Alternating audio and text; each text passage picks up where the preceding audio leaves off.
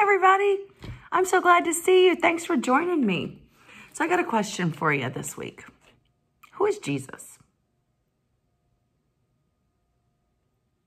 Yeah, sometimes we think of him as just a character in one of our stories. Or what about the little guy on the Saddleback Kids that says, "Ayo," that we all kind of giggle about? Well, Jesus was human. He came to earth, and he knows just how hard some days can be. What does it feel like to be you today? Are you happy today? Are you sad? Tell me something fun that happened this week. Oh, cool.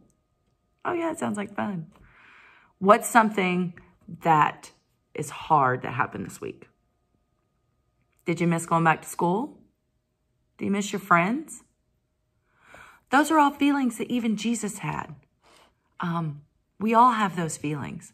So I'm going to read to you a little story today about Jesus when he was a boy in the temple. So the festivals were a great big party. So everybody raise your hand and say, "Woohoo! Big party, big party." Okay. Every year, Jesus' parents went to Jerusalem for the Passover festival. When Jesus was 12 years old, they went to this festival.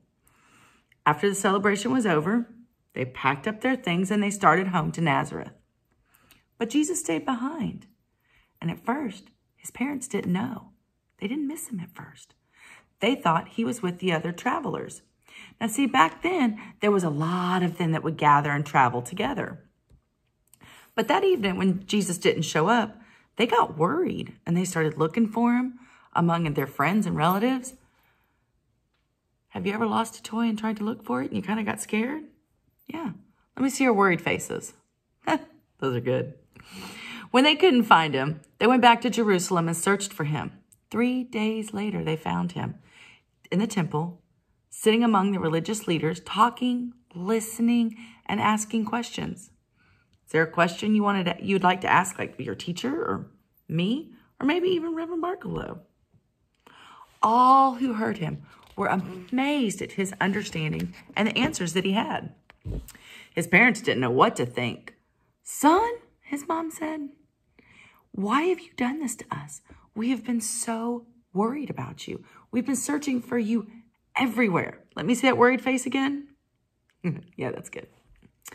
"But why did you need to search?" Jesus asked. "Didn't you know that I must be in my Father's house?" They didn't understand what that meant. So he returned to Nazareth with his mom and dad. He was obedient. He did what they told him to do. And his mother stored all those things in her heart. Jesus grew in wisdom and in stature and in favor with God and all the people. So that means Jesus learned more and studied more, and he grew up from a boy to a man. In John 1:14, it says, "The Word became flesh and made his dwellings among us. We have seen his glory, the glory of the one and only Son who came from the Father, full of grace and truth." That's right. The Word is just another name for Jesus. So let's think. We've got Jesus, we've got friend, we've got the Word. I think we should just stick with calling him Jesus or friend right now. But because he came to earth to live among us and reveal a new way to live, God's way. His way shows us only grace and truth. So as we get into Easter, I want you to think about Jesus as a man, as he goes into Jerusalem on Palm Sunday and they wave the palms for him. And they're so excited as he has dinner with his friends, as he sits in the garden and prays, and then he's crucified. So this week, think about Jesus as a man. Talk with mom and dad this week about some feelings that you have that Jesus might have had. Okay? Guys, I wish you a great week, and I will see you sooner than later, I promise. See ya.